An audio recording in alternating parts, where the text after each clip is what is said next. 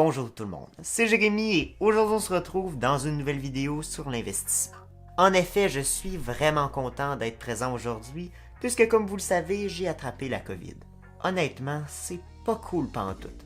Pas cool pantoute. Avant tout, j'aimerais parler un peu de mon parcours d'investissement. En effet, au tout début, il est totalement normal de voir cette discipline comme une énorme montagne pleine d'épreuves. En effet, il y a tellement d'aspects à prendre en compte et auxquels porter attention. Par contre, en prenant l'investissement étape par étape, nous pouvons être organisés et même maintenant, je suis présent à vous parler de mon parcours. D'après moi, la première étape est de déterminer son profil d'investisseur ou se renseigner sur soi-même comme étant un investisseur. Cela vous aidera à déterminer votre allocation en des revenus fixes, peu volatiles et bien souvent plus sûrs, et des actions reconnues comme ayant un meilleur retour, mais parfois plus risquées. En Facebook, aujourd'hui, nous nous retrouvons au tout début d'une série sur l'investissement boursier pour les débutants. Je compte sur vous pour liker cette vidéo et me dire dans les commentaires si votre profil, après avoir écouté cette vidéo, a davantage de caractéristiques prudentes et conservatrices ou téméraires et audacieuses. Donc le but de cette vidéo, c'est d'avoir une petite idée vers quelle direction se diriger et tenter de partir sur le bon pied dans votre aventure périlleuse de l'investissement. Périlleuse? Pas tant que ça. En effet, il ne faudrait pas se promener dans une grotte sans fanal. Et pour la première étape, vous êtes au bon endroit.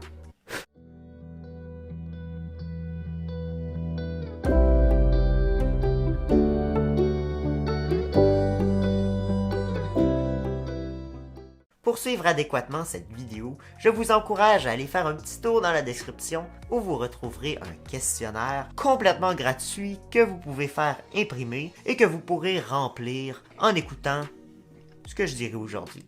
En effet, j'explique les questions sur celui-ci et je donne divers exemples pouvant très bien être compatibles avec votre stratégie. De cette façon, vous aurez une archive de votre profil d'investisseur actuel que vous pourrez consulter dans le futur et même vous aurez complété une étape primordiale. Tout juste avant d'entrer dans le vif du sujet, il faut que vous sachiez que je ne suis pas un conseiller financier. Je ne peux donc pas agir en ce nom. Par contre, je fais tout mon possible pour assurer l'exactitude de mon contenu. C'est pourquoi que je fais des recherches poussées avant de faire chacune de mes vidéos. Par contre, je vous recommande tout de même de faire vos propres recherches de façon complémentaire à mon contenu. Tout de même, finalement, je suis certain que vous ne regretterez pas votre visite d'aujourd'hui ou votre abonnement, s'il vous plaît. Débutons directement avec la première question. Quels objectifs personnels souhaitez-vous atteindre? Comment vous voyez-vous dans le futur avec vos investissements boursiers? Cette première question est très importante et possède un champ de réponse vaste et distinct pour chacun. C'est pour ces raisons que j'ai décidé de vous donner plusieurs exemples dans les prochaines minutes, vous permettant d'avoir un peu plus d'inspiration. Premièrement, nous pourrions donner comme premier exemple la préparation à la retraite d'un individu. Plus tôt on s'y prend, plus on en a dans nos poches. Préférez-vous davantage votre retraite dans un bon vieux chalet de campagne ou davantage sur un bateau de croisière? Deux budgets totalement différents qu'il faut peut-être avoir une petite idée si vous voulez préparer votre retraite. D'après moi, il y a 3 moyens principaux pour atteindre ce type de liberté. Mais le plus important, c'est de connaître soi-même, de se connaître pour adopter une stratégie adaptée par rapport à ce que l'on convoite. Premièrement, quelqu'un pourrait désirer faire de la fructification d'un capital. On veut tout simplement dire faire de l'argent avec de l'argent ou transformer un plus petit montant en un montant beaucoup plus gros. N'est-ce pas cool comme ça? Ensuite, vous pourriez même vouloir un revenu fixe plutôt stable que nous pourrions même qualifier de gain passif. Nous pourrions même comparer ce type de stratégie à une sorte de pension. Par exemple, vous pourriez rechercher des actions à dividendes ou des obligations de haute qualité, puisqu'on ne veut tout de même pas que notre capital fonde comme neige au soleil. Là, il faut que je commence tout seul.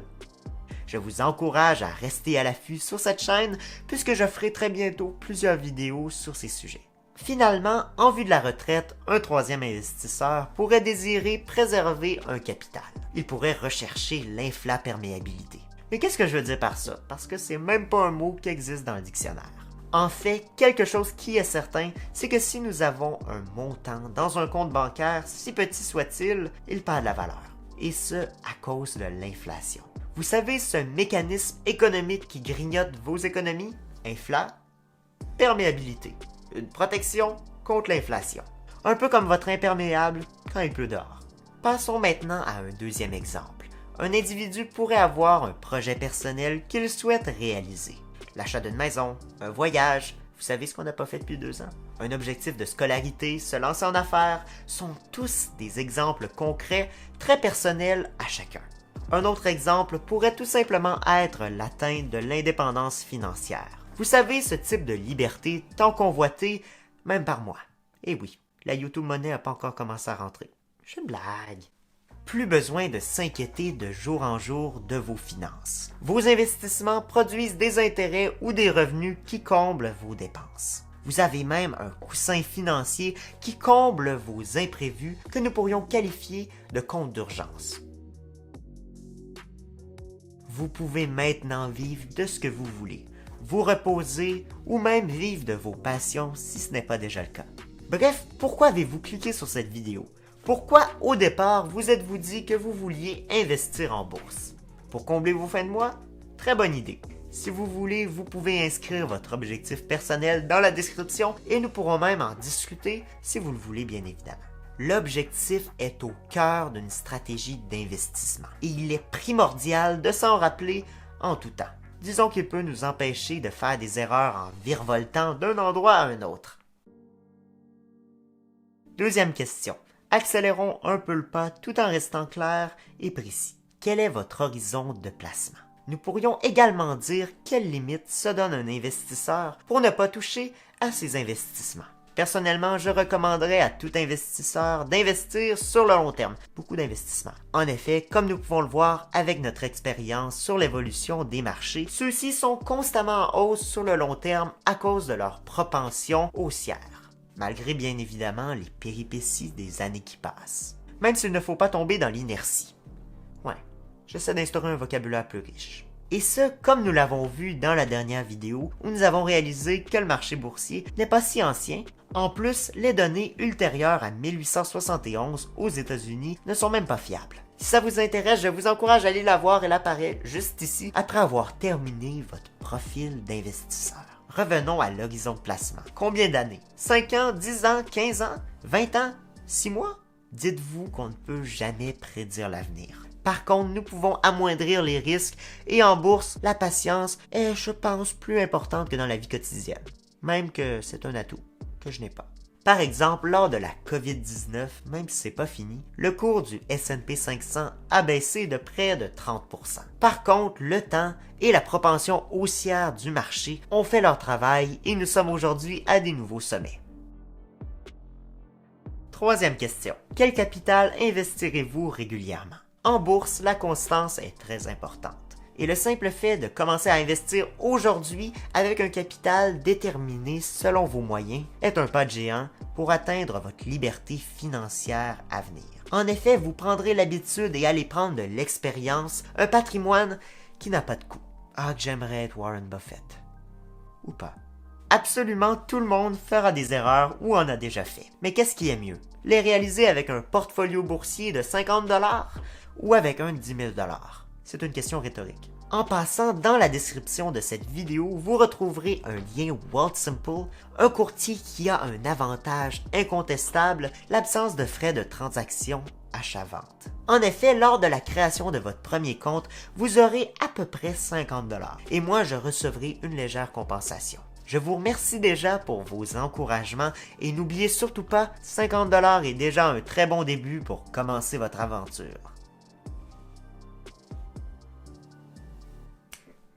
Je pensais pas que ça marcherait. Revenons à nos moutons. Personnellement, je recommanderais à investir un montant à chaque mois ou à chaque semaine. Comme je l'ai dit, la constance est très importante, même s'il s'agit seulement d'un montant de 10, 20, 50, 100$. Par contre, il est certain que plus vous investirez un gros montant et plus les bénéfices seront tangibles rapidement. 2% de 20$, c'est 40 sous, mais 2% de 1000$, c'est déjà 20$. Il est certain que le deuxième cas est bien plus encourageant, mais il faut tout de même commencer quelque part. Déjà la quatrième question. Quelle est votre propension ou votre sensibilité au risque? Ouf, un grand mot, mais c'est pas mal plus simple que ça en a l'air. Jusqu'où êtes-vous prêt à prendre des risques? On ne veut tout de même pas que vous arrêtiez de dormir. Êtes-vous prêt à voir vos placements fluctuer, aussi bien dans le rouge que dans le vert, même que je dirais que dans le vert c'est un peu plus dangereux, du moins pour certains. Êtes-vous confortable à voir un matin votre argent durement gagné, avoir perdu une partie de sa valeur? Jusqu'où êtes-vous prêt à perdre en pourcentage? Personnellement, j'ai fait d'importantes recherches sur les entreprises dans lesquelles j'investis, donc je peux subir des pertes importantes sans trop m'inquiéter. Il faut tout de même savoir que si vous investissez dans des actions individuelles ou même des fonds indiciels ou des regroupements d'actions, vous subirez une certaine volatilité. Par contre, plus le risque augmente de ces actions ou de ces fonds, et plus la volatilité tend à augmenter elle aussi. Finalement, il est certain que quelqu'un ayant une sensibilité à la volatilité supérieure aura tendance à choisir des placements plus sécuritaires et surtout plus stables. Par contre, ne laissez jamais vos émotions dicter vos actions en bourse. Pas de jeu de mots, s'il vous plaît.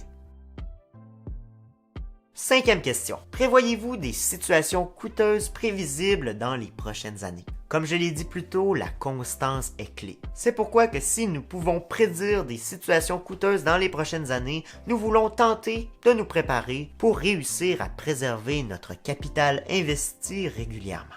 Un enfant, un déménagement, un mariage ou un divorce sont toutes des situations pouvant influencer votre capital investi. Tentez d'être prévoyant. Même si je comprends très bien que plusieurs de ces situations peuvent être totalement imprévisibles, sauf si vous attendez un enfant, vous devez tenter de préserver votre investissement régulier. Celui-ci vous sera grandement bénéfique pour votre futur, pour votre retraite, peu importe votre objectif. L'investissement boursier est davantage comparable à un marathon plutôt qu'à un sprint. Perdurez dans le temps. Sixième question. À quel niveau sont mes connaissances sur les marchés financiers? Connaître adéquatement les bases peut vous aider à éviter plusieurs erreurs du débutant. Par contre, comme je l'ai dit plus tôt, il ne faut pas adopter la mentalité du « je ne ferai pas d'erreur ». Tout le monde en fera, l'important c'est d'apprendre de celle-ci. Apprendre, c'est le quotidien d'un investisseur. Personne ne sait tout et il faut le réaliser. Déjà, si vous avez cliqué sur cette vidéo, vous êtes tout simplement sur la bonne voie. Et aussi, surtout, si vous m'écoutez encore, vous avez le désir et j'espère vous transmettre ma passion. N'hésitez pas à vous abonner et à liker cette vidéo, du nouveau contenu à venir qui sera, je crois, fortement intéressant. Il faut tout de même être honnête avec soi-même. Demandez-vous où vous êtes rendu dans votre apprentissage de la bourse. Ensuite, faites des recherches. Même si les livres peuvent parfois sembler peu séduisants en 2022, ceux-ci regorgent d'informations pertinentes pour votre parcours. En effet, vous n'êtes même pas obligé d'en acheter. N'oubliez pas votre bonne vieille bibliothèque municipale. Lire n'a jamais été si peu coûteux. Question bonus. Quel est votre âge? Ouch, je sais, une question assez raide, mais il faut tout de même la prendre en compte. Comme vous le voyez, je n'ai pas inscrit cette question dans le questionnaire dans la description. En effet, je vous conseille de l'inscrire dans la marge, puisque de cette façon, vous pourrez consulter l'évolution de votre mentalité en investissement.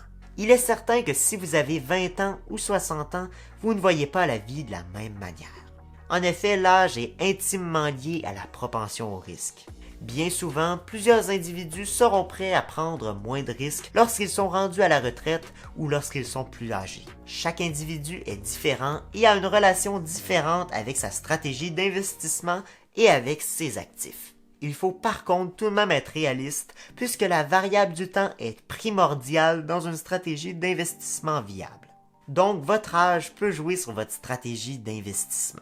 Mais très bientôt, je ferai une vidéo sur une stratégie qui, d'après moi, peut être adaptée à tout individu. Félicitations, vous venez de faire un pas de géant vers votre indépendance financière. Je me sens vraiment comme un présentateur télé là. Je vous remercie grandement d'avoir écouté cette vidéo où nous avons présenté quelques questions à se poser pour avoir une brève idée de son profil d'investisseur.